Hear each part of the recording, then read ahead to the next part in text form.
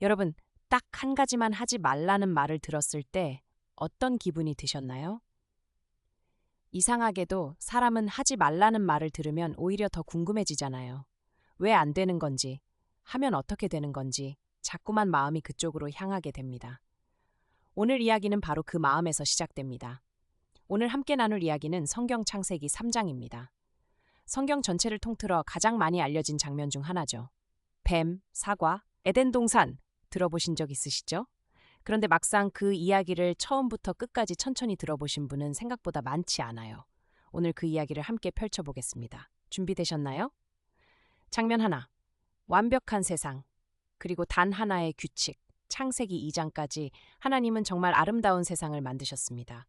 빛과 어둠, 하늘과 땅, 바다와 육지, 온갖 식물과 동물들. 그 한가운데 에덴 동산이라는 아주 특별한 곳이 있었어요. 지금 우리가 상상할 수 있는 가장 풍요롭고 아름다운 곳, 바로 그곳입니다. 하나님은 그 동산에 아담을 두셨어요. 그리고 하와를 만들어 두 사람이 함께 살게 하셨죠. 동산 안에는 온갖 나무들이 있었고 열매도 마음껏 먹을 수 있었어요. 딱 하나만 빼고요. 동산 한가운데 있는 나무, 선악을 알게 하는 나무의 열매는 먹지 말라고 하나님이 말씀하셨어요. 먹는 날에는 반드시 죽는다고 하셨습니다. 이 규칙, 생각해보면 굉장히 단순하죠? 온 동산이 다 열어본 거야. 딱 저 나무 하나만 건드리지 마. 이게 전부입니다. 아담과 하와는 처음에 아무런 부족함이 없었어요. 부끄러움도 없었고 두려움도 없었고 서로를 온전히 신뢰했습니다. 하나님과도 가까이 지냈어요. 어쩌면 지금 우리가 상상하기 어려운 완전한 평화 속에 있었던 거예요. 그런데 거기에 누군가가 등장합니다. 장면 둘. 뱀의 속삭임. 성경은 이 뱀을 이렇게 소개해요. 뱀은 하나님이 지으신 들짐승 중에 가장 간교하니라. 간교하다는 말, 쉽게 말하면 아주 영리하고 교활하다는 뜻이에요. 말을 아주 잘하고 상대방이 듣고 싶은 말을 정확히 알고 있는 존재라는 거죠. 이 뱀이 하와에게 다가와서 말을 겁니다. 하나님이 참으로 너희에게 동산 모든 나무의 열매를 먹지 말라 하시더냐. 이 질문 얼핏 보면 그냥 궁금해서 물어보는 것 같죠? 그런데 이 질문 안에는 아주 교묘한 함정이 숨어 있어요.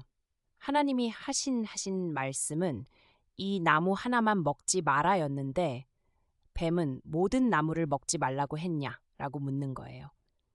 살짝 과장하고 살짝 뒤틀어서 하와가 하나님의 말씀을 의심하게 만드는 거죠. 하와가 대답합니다. 동산 나무의 열매를 우리가 먹을 수 있어요.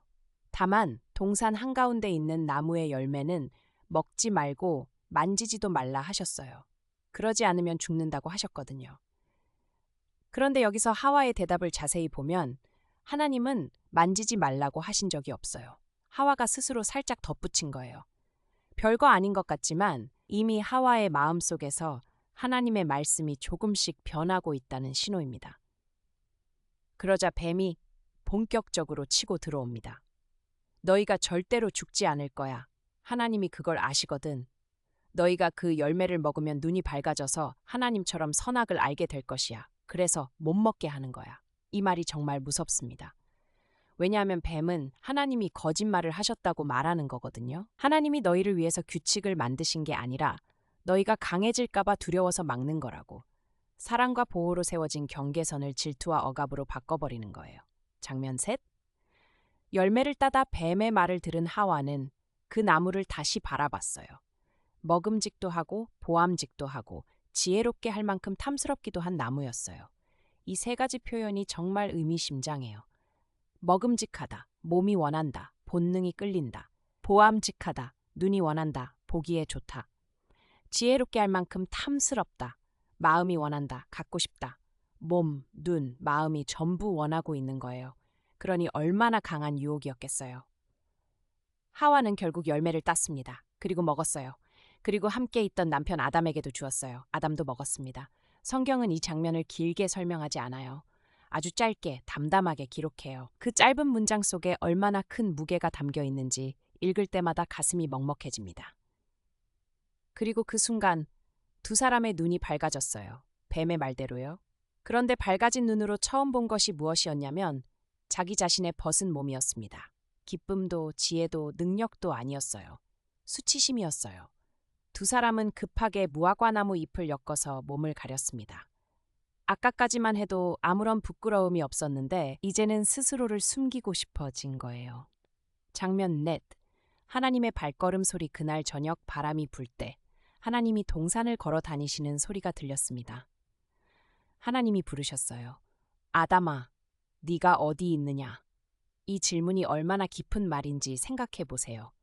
하나님이 아담이 어디 있는지 몰라서 물어보시는 게 아니에요. 하나님은 다 아시잖아요. 이 질문은 나는 네가 숨어 있는 걸 알고 있어. 나오렴이라는 말이에요. 찾는 사람의 발걸음입니다. 아담이 대답했어요. 동산에서 당신의 발걸음 소리를 들었을 때 제가 벗었으므로 두려워서 숨었습니다. 하나님이 물으셨어요. 누가 네가 벗었다고 했느냐?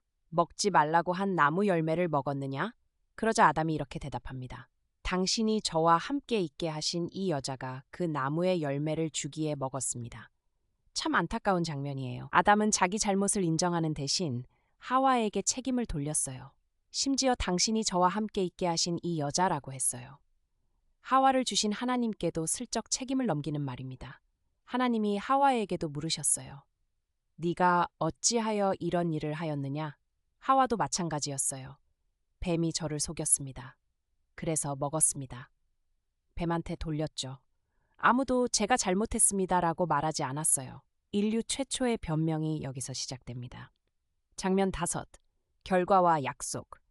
하나님은 뱀에게, 하와에게, 아담에게 각각 말씀하셨어요. 뱀에게는 이렇게 말씀하셨습니다. 너는 모든 가축과 들짐승보다 더욱 저주를 받아서 배로 다니고 살아있는 동안 흙을 먹을 거야. 뱀은 이제 땅을 기어다니게 됩니다. 그리고 아주 중요한 말씀을 하셨어요. 내가 여자와 너 사이에 그리고 내 자손과 여자의 자손 사이에 원수됨을 두겠다. 여자의 자손은 네 머리를 상하게 하고 너는 그의 발꿈치를 상하게 할 것이다. 이 말씀은 단순한 저주가 아니에요. 성경학자들은 이 구절을 최초의 복음, 즉 기쁜 소식이라고 부릅니다. 언젠가 여자의 자손 중 한 분이 나타나서 뱀의 머리, 즉 악의 근원을 결정적으로 밟아 이길 거라는 예언이거든요. 이 이야기가 그냥 끝이 아니라는 거예요. 희망이 이미 심어진 거예요. 하와에게는 잉태하는 고통이 많아지고 남편과의 관계에서 갈등이 생길 거라고 하셨어요. 아담에게는 이제 땅을 힘들게 일구어야 하고 결국 흙으로 돌아갈 거라고 하셨습니다. 먹고 사는 일이 힘겨워지는 거죠.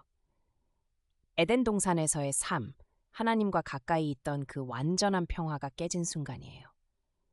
그런데 이 장면에서 가장 가슴 뭉클한 부분이 있어요. 하나님이 아담과 하와를 동산 밖으로 내보내시기 전에 직접 가죽옷을 만들어서 두 사람에게 입혀주셨거든요.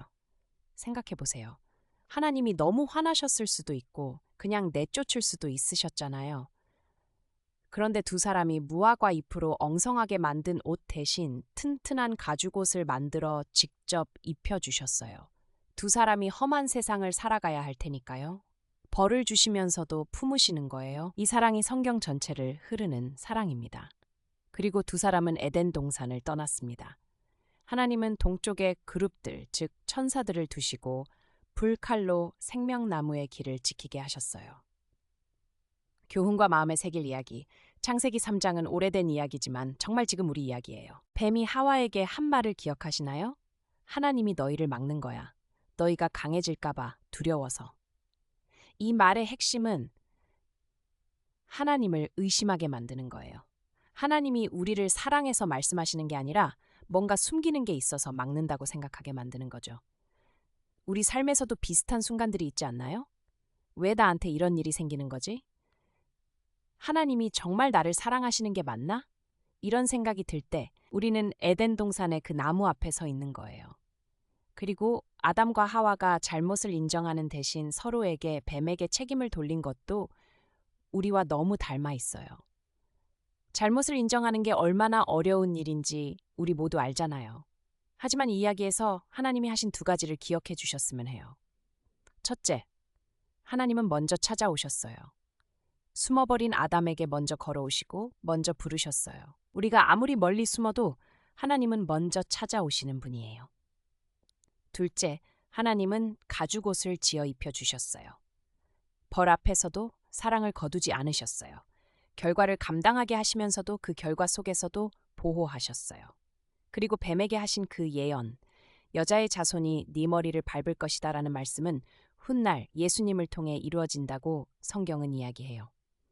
창세기 3장은 인류가 무너지는 이야기이지만 동시에 하나님의 구원 계획이 시작되는 이야기이기도 합니다. 시작부터 이미 희망이 심겨 있었던 거예요. 에덴 동산의 문은 닫혔지만 다른 문이 열릴 거라는 약속이 이미 그 안에 있었습니다. 마무리하며 오늘 창세기 3장을 함께 걸어봤습니다. 뱀의 속삭임, 흔들리는 마음, 열매를 따는 손, 숨어버린 두 사람, 찾아오시는 하나님, 그리고 가죽옷 한 벌.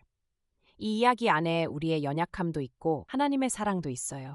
우리가 얼마나 쉽게 흔들리는지도 보이고 그럼에도 하나님이 얼마나 포기하지 않으시는지도 보입니다. 여러분의 삶 속에도 혹시 지금 뱀의 속삭임처럼 들리는 말이 있진 않으신가요?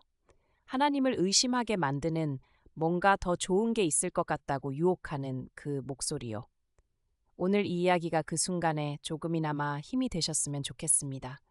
오늘 이야기 어떠셨나요? 다음에도 함께해요.